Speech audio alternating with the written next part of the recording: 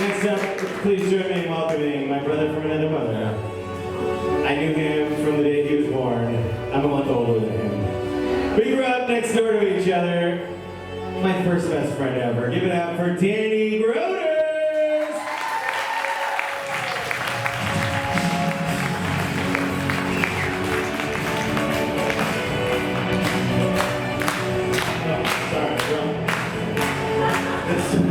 Can you turn the song up a little bit?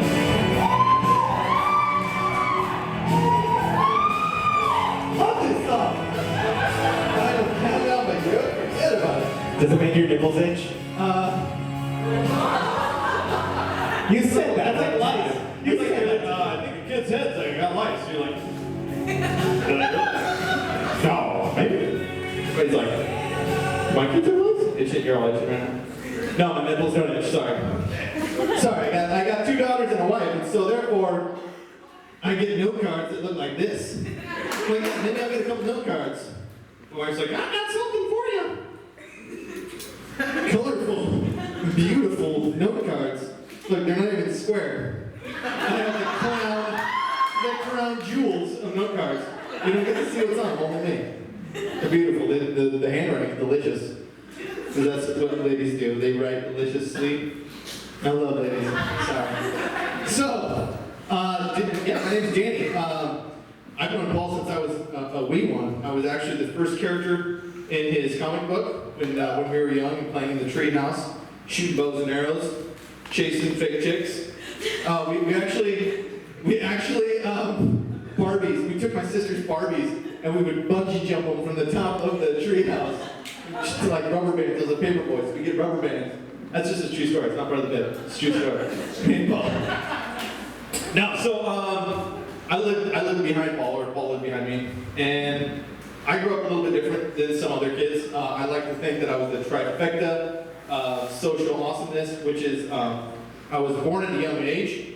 I was a middle child of 5. I was a middle child. And I was homeschooled. All of us were homeschooled. There's 5 of us homeschooled. My mother's like this amazing saint. And so, homeschool's a little bit different.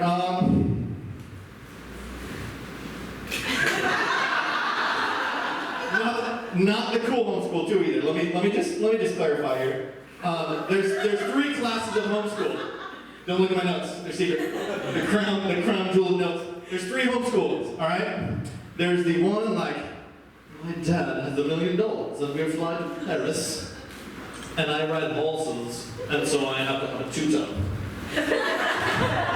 I'm homeschooled. And then there's the, yeah man, homeschool. Like, oh really, why are you homeschooled? We got caught selling beers and CDs in a locker. You're like, you must make out with a lot of chicks and stuff. Like, yeah, they got daddy issues, and they totally dig me. You're like, that's freaking rad, bro. By the way, I'm sorry, but Elizabeth, I didn't really mean to send the dick pic. I was like, I was shaving, and I was like, it's kind of delicious looking. I'm sorry about that. You did too?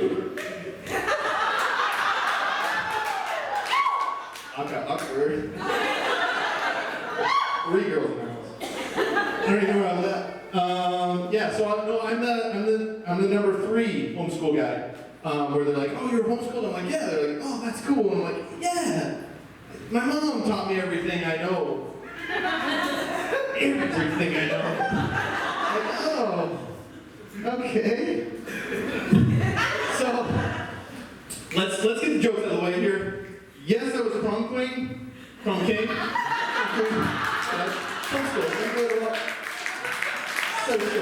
Social butterfly. I was the captain of the football team, and no, my mom did not teach me sex ed.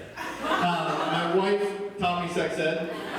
We've been together for a long time, working on the graduate degree right now, just trying to graduate, you know what I'm saying? That graduation.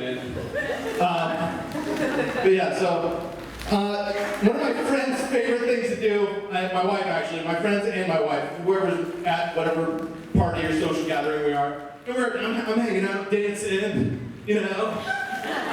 It's a sweet party. Yeah, bring them. Run, man. Let's get some chips. You know?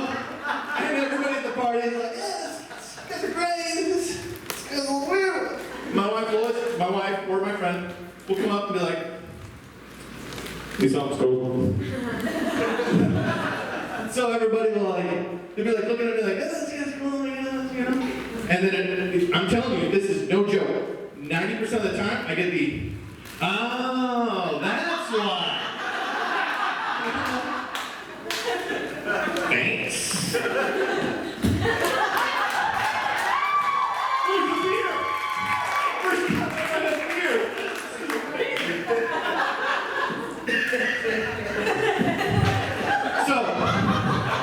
Homeschool, all right? Don't read, I told you stop reading. So homeschool, okay, so this is also another true story.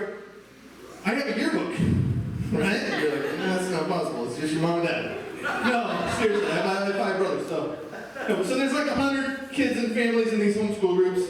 I could talk about it for hours, but let's get to the joke. So, there's a yearbook of all these people. And it's pretty standard looking, a little bit more regular old pictures of like their settler day, you dress up in your settler costume, you're like, "We learned about the West." And then there's like the orchard day, where you're standing, "We learned how to pick orchard berries." You know, orchard day, you guys probably had that in school, I'm sure. But the best part is, I found this yearbook in the closet at my house, and I was like, "Oh man, this is funny. I gotta show my buddy at work."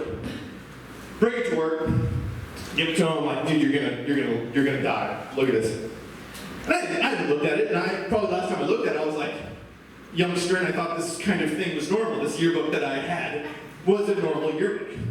So he's thumbing through it, having a couple laughs at, Pioneer Day and whatnot. And so he drops the book and he starts laughing. I mean, he's on the floor, crying. What's wrong with you? I'm having a laugh, but I'm like, there's something special that you just found that I may have missed. Sure enough, my friend found a dog in the yearbook. Now you're all thinking, I'm sure, a dog in the yearbook, maybe a family, running through the park,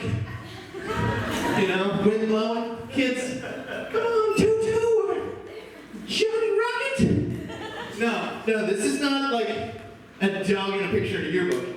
This is like John, Fred, Barkley, and then Penelope. Okay, so at some point in time in the creation of the yearbook, and there's like 20 or 30 dogs in this yearbook. I'm not joking you right now. And they're all like in the pictures, and you can go out down the side. It's John, Barkley, Von Anderson. And then Rick, someone paid for their dog to be in the yearbook for the homeschool kids so that they could commemorate their beautiful child's graduation to the next grade with their dog also lived aliveness at the time of graduation. It's a very monumental event in one's life, and you have to include your beautiful schnauzer, Shih Tzu, whatever. So anyways, I'm socially awesome, awkward, whatever you want to call it. Let me add another slice or layer of beautifulness. I'm also active duty military, okay? I'm in the Air Force. And I'm at work. I don't do much. It's okay. I'm in the chair force. Like, this is my preview. YouTube. Easy, ladies. It's just regular. It's a mouse.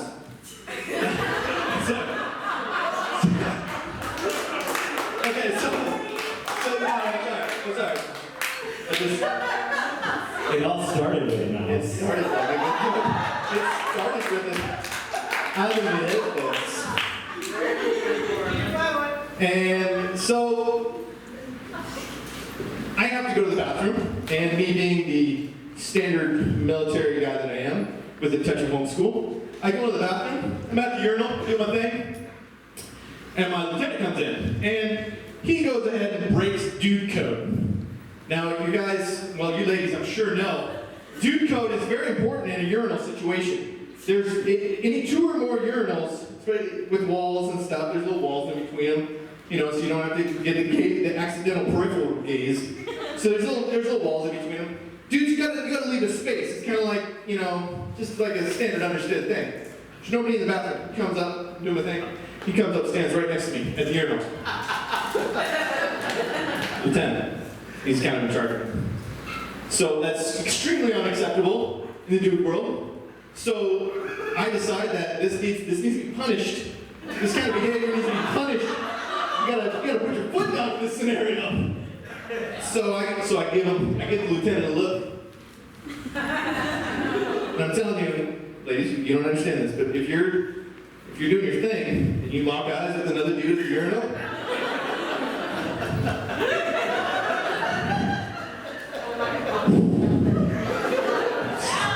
it's not good.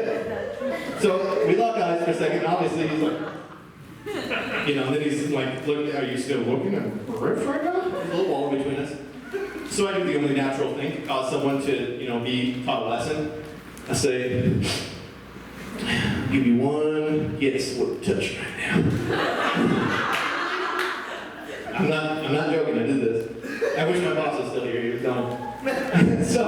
So he gives me like the okay, this is good. But let me remind you, I am homeschooled, and sometimes I like to take things to the next level. So, junk in hand.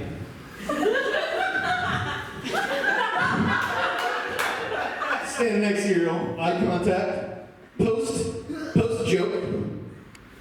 I just give one of these. And gotta drop right below the level of the wall so they don't know exactly what you're doing. And then you whisper these beautiful words, just above the whispers, they can hear. Get them drippies. Gotta give it a good grunt too.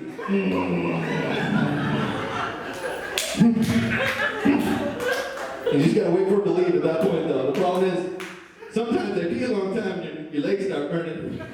Because you can't come back up and make the eye contact after you say that. You can't, you're lost. If you make the eye contact, then it gets weird. You know what I'm saying? I call that move. Many of my friends, I've told them about it. It's a very important move. I call it the grumpy hamster. It gets grumpy when he dumps. You know what I'm saying? It doesn't work well with those urinals, those waterless. It's a different scenario. You gotta wash it afterwards. So anyways, you guys appreciate urinal jokes? It's classic. This is just, ladies, you can just take them out. Dudes, you ever see the guy, you like, walk in the urinal? And there's the old dude. No hands.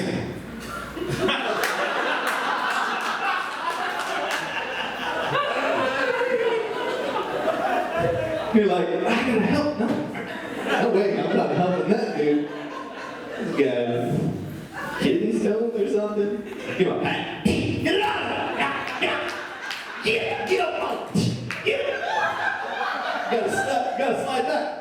Oh, dude go, get it out! So, I'm sorry, that's basically all I have, but Matt Damon pissing me off tonight. Let me just tell you, man, that ball's in my truck.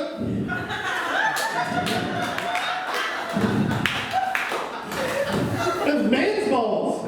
They were drippy balls, you know what I'm saying? Get that drip. Pain in the veins. Took a lesson from Picasso. Pain in the veins. I'm sorry. I got nothing left for you guys. Thank you very much.